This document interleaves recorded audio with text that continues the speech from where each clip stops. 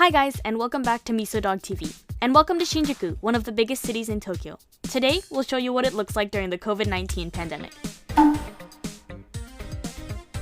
Every day, people come to Shinjuku for work, high-class department stores, nightlife, and more. All the popular places are around the station. Many train lines connect to Shinjuku, making it the most frequently used station in Japan. There are a lot of gates to get in, and it takes a while to walk back around if you get out of the wrong one. Shinjuku is also a hotspot for home appliances. Bikuro Shinjuku is just one of the large electronic retail stores you can find. The store is combined with the clothing store, Uniqlo.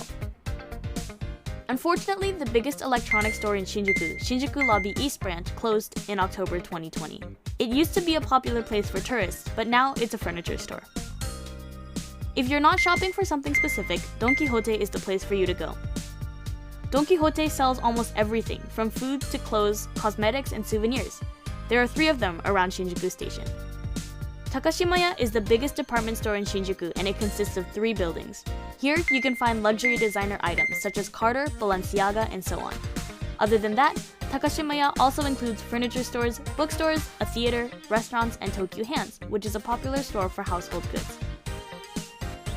Aside from shopping, Shinjuku has many interestingly shaped buildings all around the station. Cocoon Tower, outside of the west exit, is one of them. This building's actually a college, so it's not open to the public. Believe it or not, there's a Godzilla in Shinjuku. It's referred to as the Godzilla head. You can find it around the Toho Cinemas Theater in Kabukicho, Shinjuku. The Metropolitan government building is located in Shinjuku. The Notre Dame Cathedral in Paris is the motif of its design. It stands at 243 meters high, and at a height of 202 meters, there's an observation deck which you can visit for free.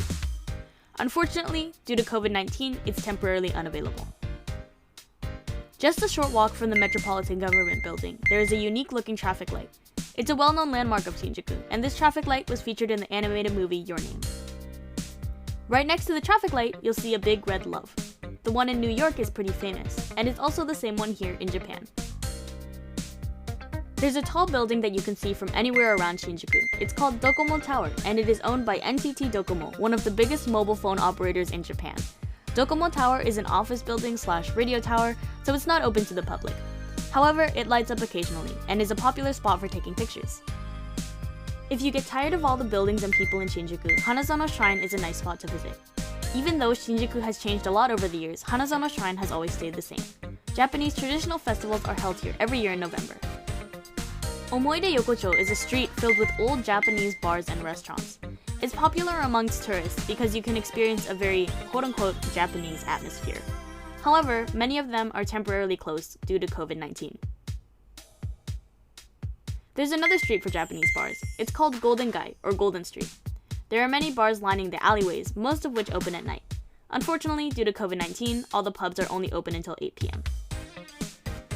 Kabukicho is one of the most popular areas for nightlife in Tokyo. There are all kinds of shops here: cheap restaurants, karaoke, pubs, nightclubs, host and hostess bars, and so on. In other words, it's a very famous red light district. Kabukicho used to be filled with tourists, but since the pandemic, only a few people are here in the streets during the day.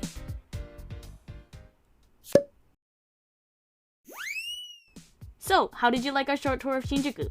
Due to COVID-19, the city is a little different from what it used to be. Most of the shops in Shinjuku have shortened their business hours, and some are even closed. There's a lot less people in Shinjuku than before, but it's usually a lively city, so you should definitely pay it a visit when you can next visit Japan.